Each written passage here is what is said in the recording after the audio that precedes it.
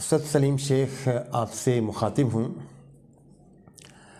بر صغیر پاک و ہند کے اندر مغلوں کا لگایا ہوا سب سے پہلا باغ جو ابھی تک قائم چلا آ رہا ہے اس کے بارے میں آپ سے کچھ باتیں کرنا چاہوں گا۔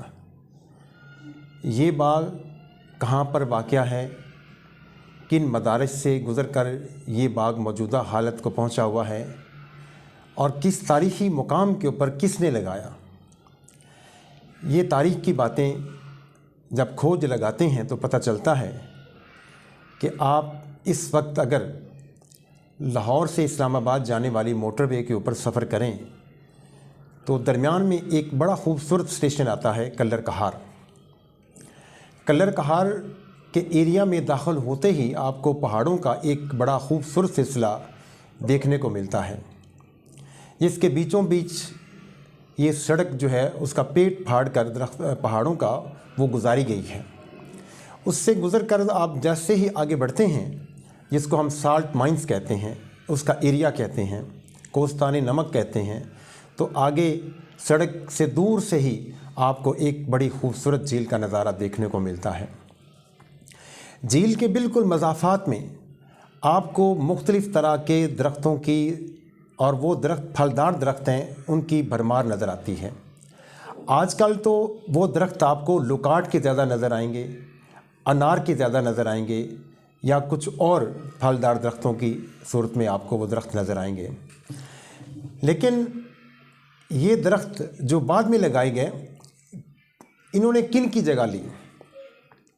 اس کو جب ہم دیکھتے ہیں تو کلر کہار جو بہت ایک تاریخی مقام ہے، تفریحی مقام ہے، خوبصورت مقام ہے، اور میں نے تو اپنی زندگی کے 4 کاف میں سے ایک کاف کلر کہار کا بھی شامل کیا ہوا ہے۔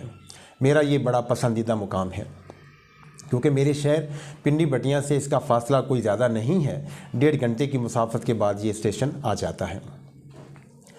تو ہم دیکھتے ہیں کہ کلر کہار کسی زمانے میں اس کا کچھ نام اور تھا۔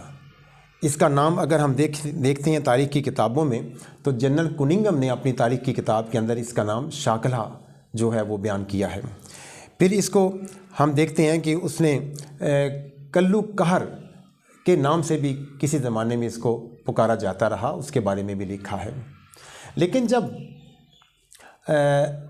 ظہیر الدین بابر پہلا مغل بادشاہ 1519 میں ہندوستان کے اندر آتا ہے، حملہ آور ہوتا ہے اپنے پہلے حملے کے طور پر، تو وہ بیرے تک آتا ہے۔ بیرے کے اوپر اس نے قبضہ کر لیا، ارد گرد کے علاقوں خوشاب تک وہ بھی گیا، تو اس کو یہ مقام بڑا پسند آیا۔ اس نے اپنے کتاب جو تذکرہ بابری ہے اس کے اندر اس کا جو نام اس نے بیان کیا ہے وہ کلدہ کنار کے نام سے لکھا ہے۔ تو اب یہ بڑی ایک دلچسپ داستان ہے کہ پہلی تو بات یہ ہے کہ اس علاقے کے اندر یہ حملہ آور کیوں آتے تھے۔ دراصل ہندوؤں کا ایک بہت بڑا مرکز قلعہ نندنا وہ اسی کے مضافات میں واقع تھا، تو کئی حملہ آور مارگلا کی پہاڑیوں سے گزر کر پھر کوہستان نمک سے گزر کر اس قلعے تک پہنچنے کی کوشش کرتے رہے۔ تو ظہیر الدین بابر بھی اسی پس منظر اور اسی خواہش کے پیش نظر وہ اس علاقے سے گزر کر یہ بھیرا تک پہنچا، لیکن بھیرا تک پہنچنے کے لیے ہر حملہ آور جو تھا یا اس گزرگاہ سے گزرنے والا جو قافلہ اور شخص تھا وہ کلر کہار کے مقام پر ضرور آرام کرتا اور اس میں وہاں پہنچ کر وہ کچھ دن قیام کرتا، تب وہ آگے جا کر پہنچ سکتا تھا۔ تو چونکہ بھیرا اپنے زمانے کے اندر ماضی قدیم کے اندر ایک بڑا تاریخی شہر رہا ہے اور اس کو ایک چھوٹی سی اسٹیٹ کی حیثیت جو تھی وہ حاصل تھی اپنے زمانے کے اندر۔ تو ظہیر الدین بابر جب اس علاقے کے اندر آیا تو اس نے قدرتی طور پر اس کی جو خوشحالی ہے اس کو دیکھا، اس کی خوبصورتی کو محسوس کیا کہ درختوں کی بھرمار ہے، جنگلات ہیں، لیکن پھر اس نے ایک اور چیز کا نظارہ بھی کیا کہ وہ یہ علاقہ دھن جو کہلاتا تھا، دھنی اس علاقے کو وہ پکارا جاتا تھا۔ دھن کا مطلب نیچے اور گہری جگہ جس میں پانی کھڑا ہو جاتا ہے۔ تو ظہیر الدین بابر نے کیا دیکھا کہ وسیع و عریض علاقے کے اندر پانی ہی پانی ہے، دھن جس کو کہا جاتا ہے۔ ایک پہاڑ کی چوٹی کے اوپر اس نے کھڑے ہو کر جائزہ لیا تو دیکھا کہ تا حد نظر پانی پانی کھڑا ہے، لیکن قدرتی طور پر اس کے اندر جو جھاڑیاں ارد گرد ہیں خود رو وہ بڑی گہری ہیں۔ اس کے ذہن میں ایک بات آئی کہ یہ پانی اگر نکال دیا جائے اور یہ علاقہ خالی کر دیا جائے پانی سے تو یہاں فصلیں اگائی جا سکتی ہیں، یہاں باغات لگائے جا سکتے ہیں جو لوگوں کے کام آ سکیں اور آبادی آباد کی جا سکتی ہے۔ اس نے اپنے کچھ مقامی لوگوں سے مل کر دریافت کیا کہ کوئی سیانہ شخص، کوئی عقل مند داناش عالم اور فاضل شخص جو ہے وہ مجھے ملایا جائے جو مجھے اس بارے میں کچھ بتا سکے۔ تو لوگوں نے بتایا کہ ایک قریبی قصبے کا قریبی گاؤں ملوٹ جو اب بھی ہے، اس کے اندر ایک شخص جو ہے وہ کالی داس نام کا، وہ بڑا سیانہ ہے، وہ بڑا دانش مند ہے، اس علاقے کے اندر اس کی بڑی مانتا ہے، تو اس سے آپ بلا کر بات کر سکتے ہیں۔ بادشاہ نے اس کو بلا کر اس سے گفتگو کی اور بتایا کہ یہ جو پانی ہے دھن کا، اس کو کس طرح سے نکالا جا سکتا ہے، یہاں آبادی کس طرح سے بسائی جا سکتی ہے۔ تو وہ اس نے کہا جی مجھے آپ کچھ وقت دیں اور پھر میں اس کے اوپر کچھ کام کرتا ہوں، اور مجھے کچھ 6 مہینے کا عرصہ چاہیے، لیکن ایک شرط ہے کہ اگر یہ میں پانی نکال دوں تو پھر مجھے اس علاقے کا کچھ حصہ جاگیر کے طور پر بھی عطا کیا جائے گا۔ بادشاہ نے وعدہ کر لیا۔ بادشاہ واپس چلا گیا۔ واپس جب چلا گیا تو 6 مہینے کے بعد دوبارہ جب آیا تو منظر ہی کچھ اور تھا۔ وہ کالی داس نے کیا کیا کہ اپنے ساتھ 3-4 ہزار مقامی لوگ جمع کیے اور وہ دھن کا علاقہ جو اس کے چاروں اطراف چوٹیاں تھیں، پہاڑوں کی چھوٹی چھوٹی، اس کے اوپر چلنا شروع کر دیا۔ ایک مقام کے اوپر دیکھا کہ پانی ڈلوانی شکل میں اس طرف سے نیچے جاتا ہے اور آگے وہ چٹان کی وجہ سے باہر نہیں نکل پاتا۔ یہ چشموں کا پانی تھا جو نیچے سے آ کر جمع ہو جاتا تھا۔ تو اس نے دیکھا کہ یہ جو ڈلوانی جگہ ہے، یہاں سے اگر اس چٹان کو کاٹ دیا جائے تو یہاں کے پانی کو نکال کر اس کو خالی کیا جا سکتا ہے۔ چنانچہ اس نے وہاں چٹان کو کاٹنا شروع کر دیا۔ ہزاروں بندوں نے یہ کام کیا تو اگلے 6 ماہ کے اندر وہ چٹان کاٹ کر پانی کو پھر ایک نالے کی شکل میں دریائے جہلم کے اندر وہ داخل کر دیا گیا، اس کے اندر بہا دیا گیا۔ تو پھر یہ علاقہ دھن کا کافی حد تک پانی سے نکل گیا۔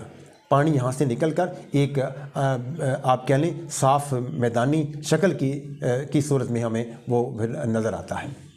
جب بادشاہ واپس آیا تو اس نے یہ منظر دیکھا، بڑا متاثر ہوا، تو اس نے حسب وعدہ 7 گاؤں کے برابر جاگیر جو تھی وہ کالی داس کو ڈپیوٹ کر دی۔ تو پھر وہ جو خالی جگہ بنی تو اس میں پھر یہ کالی داس نے مختلف جگہوں پہ اس علاقے کی مختلف قوموں کو آباد کیا۔ ملوٹ قوم کو ایک خاص حصہ دیا، مائر قوم جو تھی اس کو ایک خاص حصہ دیا، اور جو باقی قومیں تھیں ان کو بھی الگ الگ طور پر انہوں نے بسایا۔ اس طرح سے رفتہ رفتہ اس دھن کے علاقے کے اندر بہت سارے نئے گاؤں جو تھے وہ وجود میں آنا شروع ہو گئے۔ کلر کہار کے اندر اکبر بادشاہ کی فوجوں نے اس کے خطاب کے لیے ایک چٹان کو کاٹ کر تخت بھی بنایا جو تخت بابلی کے نام سے آج بھی مشہور ہے۔ آپ وہاں جائیں تو جھیل کے کنارے تھوڑا سا اوپر آپ چٹان پر ایک تخت بابلی اب بھی موجود ہے۔ تو اکبر ظہیر الدین بابر نے، چونکہ وہ مغل جو تھے وہ باغات اور تعمیرات کے بڑے دھنی تھے اور بڑے شوقین تھے، بڑے ایستھیٹک سینس کے وہ مالک تھے، اور ظہیر الدین بابر خاص طور پر۔ تو وہ جب 1519 میں جب آیا تو اس نے اپنے جو باغ تھا، اپنے اس حص کو وہ پورا کرنے کے لیے، اپنے شوق کو پورا کرنے کے لیے یہاں 20 فروری 1519 کو اس نے اپنے ہاتھوں سے باغ لگوایا۔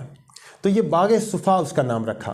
تو باغ صفا بر صغیر پاک و ہند کے اندر مغلوں کا سب سے پہلا باغ تھا جو اس وقت لگایا گیا اور جو اب تک کسی نہ کسی شکل میں موجود ہے۔ وہاں اس وقت تو اس نے افغانستان سے کچھ پودے بھی منگوا کر لگوائے، مختلف طرح کے پھولوں کے پودے بھی لگوائے۔ تو بعد میں رفتہ رفتہ وہ پھر ظاہر ہے اس کی حالت کچھ بدلتی چلی گئی۔ تو وہ جو کالی داس تھا وہ مسلمان ہو گیا، اس کا نام اس نے پھر محمد صالح رکھا۔ تو وہ محمد صالح وہ ملوٹ سے نکل کر یہاں باغ صفا میں آ گیا، کلر کہار میں آ گیا، اور اس کو باغ صفا کی نگرانی کا فریضہ بھی ہم دیکھتے ہیں کہ مغل بادشاہ بابر نے تفویض کر دی۔ بعد میں اس کی اولادیں ہی اسی باغ صفا کی نگرانی کرتی رہیں اور وہ وہاں کی مقامی کچہریوں کے اندر وہ ملازمت بھی وہ کرتے رہے۔ تو آج بھی ان کی اولادیں کسی نہ کسی شکل میں اس کے ساتھ جو تھے وہ اٹیچ ہیں۔ تو مجھے کئی مرتبہ کلر کہار میں جانے کا اتفاق ہوا۔ آج اگر باغ صفا کو دیکھیں، وہاں آپ کو لکاٹ کے درخت نظر آئیں گے، وہاں آپ کو انار کے درخت نظر آئیں گے اور کئی قسموں کے آپ کو درخت جو تھے وہ نظر آئیں گے۔ اور اسی باغ صفا کے اندر جھیل کے کنارے آپ کو ٹی ڈی سی پی کا ہوٹل نظر آئے گا۔ اس سے آگے بڑھیں تو جو تخت بابری ہے وہ بھی اسی باغ کے اندر احاطے کے اندر آپ کو نظر آئے گا۔ اور اوپر جو آشیانہ ڈسٹرکٹ کونسل کا ریسٹ ہاؤس ہے وہ آپ کو اسی باغ کے ارد گرد گھرا ہوا نظر آئے گا۔ پولیس کا ریسٹ ہاؤس ہے، وہاں چھوٹی سی مسجد ہے، پھر ایک ڈسٹرکٹ کونسل کا قدیم ریسٹ ہاؤس آپ کو جو اب اسسٹنٹ کمشنر کلر کہار کی رہائش گاہ کے طور پر استعمال ہوتا ہے وہ نظر آئے گا، جس کے دروازے کے اوپر مصطفیٰ زیدی کا بڑا ایک مشہور شعر بھی لکھا ہوا ہے کہ انہی پتھروں پہ چل کر اگر آ سکو تو آؤ، میرے گھر کے راستے میں کوئی کہکشاں نہیں ہے۔ یہ مصطفیٰ زیدی کا شعر یہاں کیوں ہے کہ اس وقت وہ ڈسٹرکٹ جہلم کے ڈپٹی کمشنر تھے اور یہ 60-70 کی دہائی کی بات ہے، تو انہوں نے اپنی نگرانی میں ہی اس ریسٹ ہاؤس کو بنوایا اور یہ ان کا بڑا پسندیدہ رہائشی مقام تھا، یہاں وہ اکثر آتے تھے۔ تو یہ گویا بر صغیر پاک و ہند کا سب سے پہلا قدیم ترین جو باغ اب بھی قائم ہے، باغ صفا، وہ ایک دلکش مقام کے طور پر ہمارے سامنے موجود ہے۔ بہت شکریہ۔